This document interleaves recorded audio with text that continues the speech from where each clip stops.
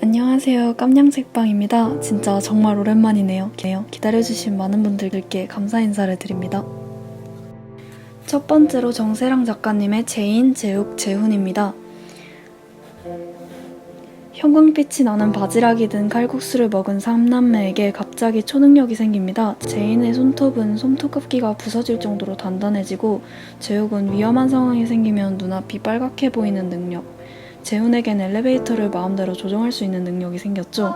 다시 칼국수집을 찾아가 보니 빈 공터뿐이고, 초능력이라 하기엔 너무 별거 아닌 듯한 초능력에 당황해 있을 때 누군가를 구하라는 메시지와 재인에겐 손톱깎이, 재욱에겐 레이저 포인터, 재훈에겐 열쇠가 든 소포가 도착합니다. 이런 것들로 누구를 어떻게 구하라는 것일까요? 정말 별거 아닌 것처럼 보이는 능력을 활용해 사람을 구한다는 것이 흥미로웠습니다. 제이는 단단한 식물성 손톱으로 연구원들의 가운에 얇은 판을 설치해 방탄복으로 사용하게 하고 친구에게 호신용 네일을 만들어주죠. 저자는 우리 사회에서 점점 희박해지고 있는 다정함과 친절함에 대해 얘기하고 싶었다고 합니다. 주인공들은 엄청난 초능력을 가지고 세계를 구하는 영웅이 아닌 그저 평범한 사람이지만 안 좋은 쪽으로 사용할 수도 있었던 능력을 이타심 하나로 사소하고 평범하게 사용해 사람들을 구해냅니다. 엄청난 능력은 아니지만 어떻게 하면 가장 가치 있게 쓸 수 있을지를 생각하여 사용하는 것이 인상 깊었습니다. 다정한 소설, 한마디로 이 소설을 정리할 수 있을 것 같습니다. 짧은 책이니 시간 나실 때 한 번쯤 읽어보셨으면 좋겠습니다. 두 번째로 소개해드릴 책은 할 클레멘트 작가님의 중력의 임무입니다. 이 소설의 중심은 메스클린이라는 행성입니다. 이 행성은 중력이 어마어마하게 큰 행성으로 무려 지구 중력의 700배입니다. 그 중력 때문에 이별은 족곡인 타원형으로 납작한 형태를 띠고 있습니다. 표지처럼요. 그리고 화자는 이 별에 사는 메스클린인 발리넌입니다.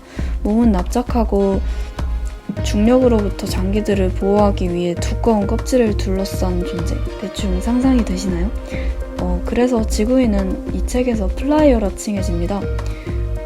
네, 이 그림에 나와있듯 메스클린의 중력은 위도에 따라 서로 다릅니다. 자전축이 기울어진 이 행성에서 궤도가 지나가는 곳의 중력은 지구의 212배라고 나와있고 이곳이 바로 적도인데 플라이어는 거기서만 겨우 있을 수 있습니다. 그래서 발리넌의 브리오거가 인류가 원하는 곳으로 가서 정보를 주는 대신 그들이 필요한 물품을 받기로 발리넌과 거래를 하게 됩니다. 이 브리오의 여정이 이 책의 주 내용입니다. 저자는 아주 약간의 상상력과 천문학적 지식과 수학적 계산으로 메스클린 행성을 설계하고 있습니다. 그리고 중력이 생명과 삶에 얼마나 막대한 영향을 미치는지 분명히 보여줍니다. 이 책은 SF가 공상으로만 이루어지는 것이 아니라 과학적 가설의 실험장이기도 하다는 걸 증명해주는 책이었습니다. 꽤 오랜 시간을 들여 책을 읽었는데 그 시간이 아깝지 않은 책이었습니다.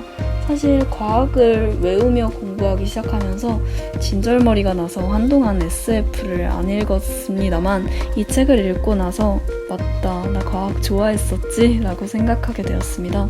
하지만 여전히 교과서 과학은 싫어요. 네. 작가 후기를 보면 정말 철저한 계산으로 설계된 소설이더라고요.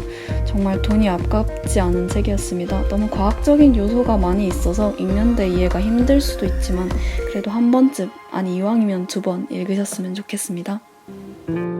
세 번째로 준호 작가님의 오늘도 집사는 마감 중입니다. 귀여워요. 사실 이 책을 꽤 전에 봤고 빨리 보여드리고 싶었는데 주제를 정해서 하려다 보니 쉽게 넣어지지 않아서 채널까지 오는데 시간이 걸린 것 같습니다. 일단 너무 귀엽고 읽다 보면 그냥 일상일 뿐인데 중간중간 귀여운 그림과 고양이 시점으로 쓰여진 부분이 있어서 쉴 때 보면 그냥 힐링이 되는 그런 책인 것 같습니다. 뭔가를 얻기 위해 보는 책은 아니고 마치 곰돌이푸 에세이를 보는 그런 느낌? 하지만 일러스트레이터의 일상이기에 그리고 과거여기도 있어서 이쪽 분야를 고민해보시는 분들은 참고해서 더 재밌게 보실 수 있을 것 같습니다.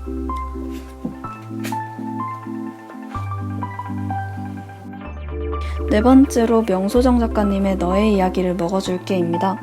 보자마자 이거 내 취향이겠는데? 하고 협찬을 바로 받았습니다. 하지만 책 같은 느낌이 없어서 아쉬웠어요. 웹툰 같은 느낌이라서 보니까 웹소설 공모전 수상작이더군요. 웹소설 본다 생각하고 읽으면 재밌는 책인 것 같습니다. 기억을 먹는 괴물, 화계. 정말 한국적인 이름이지 않나요? 제가 우리나라 괴물들을 좋아하는데 일단 여기서 마음속으로 점수를 좀 줬습니다. 그런데 아무리 생각해도 소재에 비해 스토리가 조금 아쉬웠던 것 같아요. 애초에 학원 판타지이기 때문에 아쉬울 것까진 아닌가 싶으면서 그래도 찐 판타지를 기대해서 그런지 그 점이 아쉬웠습니다. 하지만 화계는 요소로 보고 줄을 학생들의 이야기로 본다면 정말 재밌는 소설입니다. 고민 상담부를 열어 화계의 허기를 채움과 동시에 친구들의 고민, 짝사랑, 가정사, 진로, 성적 등을 있게 해 해결해 주려 하는데 화계에게 고민을 주어 잊어버리면 다 해결되는 게 맞나? 라 질문합니다. 책 중간중간 일러스트들이 나오는데 표지 속 그림에서 하얀 괴물과 평범한 고등학생이 같은 인물이라는 게 익숙해지지 않아서 볼 때마다 얘가 누구지? 라고 생각했습니다. 일러스트가 예뻐서 즐겁게 읽었습니다. 웹툰화되면 정말 재밌게 볼 것 같아요. 5번째로 탐신윈터 작가님의 아마도 존재감 제로입니다. 선택적 함구증을 가져 놀림당하는 로절린드는 자신의 존재감과 목소리를 되찾기 위해 블로그에 친구들의 학폭을 고발하기로 합니다. 블로그 이름은 미스 노바디. 로절린드는 하지 못한 수많은 말들을 블로그에 쏟아내고 블로그는 순식간에 화제의 중심이 됩니다. 마치 배경처럼 공기 같은 존재로 학교에 다니던 노바디들은 자신의 이야기를 블로그에 털어놓으며 학교에 작은 목소리들이 퍼집니다. 하지만 누군가 미스 노바디를 사칭해 가해자를 혐오하고 괴롭히는 일들을 벌여 로절린드는 블로그가 의도치 않게 또 다른 누군가에게 상처 주고 있다는 사실을 깨닫습니다. 로절린드는 솔직하게 자신의 정체를 드러내고 이 모든 일들을 바로잡아야 하는데 로절린드는 어떤 선택을 하게 될까요? 이 책은 자신의 존재감을 깨닫지 못하고 투명 인간으로 살아가는 사람들에게 배경이 아닌 진짜 자신으로 살아갈 수 있게 해주는 소설입니다. 학교 폭력과 사이버 폭력이 둘 다 등장하는데 교육적인 소설이구나 싶었습니다. 학교 권장도서 중에 재밌는 책 느낌입니다. 표지가 아주 반짝반짝 비눗방울 같은 게 귀여워서 좋았어요. 소설이 얇지는 않지만 두꺼운 책을 잘 읽으신다면 초등학생도 재밌게 읽을 책인 것 같습니다. 한번 읽어보시길 바라요. 마지막은 에드워드 독스 작가님의 내 손을 놓아줘입니다. 표지가 너무 이쁘죠? 색감이 너무 좋은 것 같아요. 이 책 역시 청소년들의 감성은 아닌 것 같다는 생각이 듭니다. 하지만 그런 걸 거르고 본다면 재밌어요. 이 책은 성인들을 위한 책이라고 생각됩니다. 저도 성인이 아닌지라 열심히 건너뛰어가며 읽었습니다. 이 책도 15세 이상 관람가 정도? 그거보단 조금 높은 그 정도라고 생각합니다. 이거 고려하고 읽으시길 바랄게요.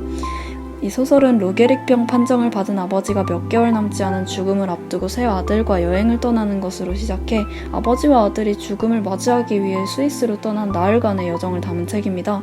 아버지와 아들의 대립이라는 주제와 함께 삶의 죽음, 실존의 문제를 다루며 짧고도 긴 여정에서 아버지와 새 아들이 나누는 거침없고 진솔한 대화를 통해 가족 간의 사랑과 갈등, 애증과 화해의 모습을 섬세하게 그려냈습니다. 이건 출판사의 소개글인데요. 이만큼 잘 표현한 소개가 있나 싶어서 가져왔습니다. 조금 책이 두껍기는 합니다만 여유를 두고 읽으신다면 분명 천천히 다 읽어갈 수 있을 거예요. 여유로우실 때 한번 읽어보시는 걸 추천드리겠습니다.